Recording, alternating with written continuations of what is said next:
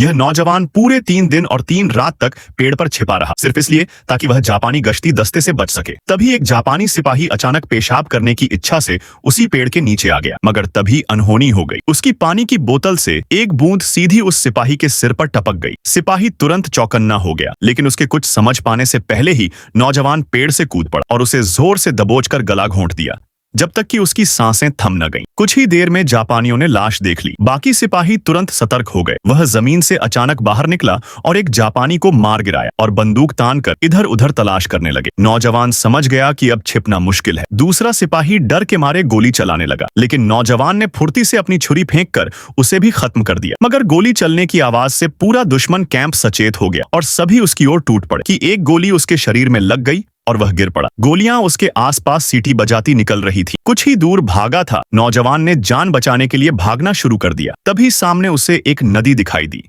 उसने बिना सोचे समझे नदी में छलांग लगा दी, लेकिन अपने महत्वपूर्ण मिशन की वजह से उसने दांत भींचे और लड़खड़ाता हुआ आगे भागता रहा। दुश्मन पीछे से लगातार गोलीबारी करता हुआ उसका पीछा कर रहा था। जब जापानी सिपाही नदी के किनारे पहुंचे, तब तक नौजवान पानी में गुम हो चुका था। नदी के उस पार सोवियत इलाका था।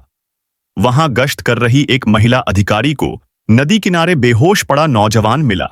उसने तुरंत अपने सिपाहियों को आदेश दिया कि उसे उठाकर ले चलें। महिला अफसर ने खुद उसकी सर्जरी की और गोली निकाल दी। लेकिन मुश्किल यह थी कि सोवियत लोग नहीं जानते थे कि यह नौजवान चीनी है या जापानी जासूस।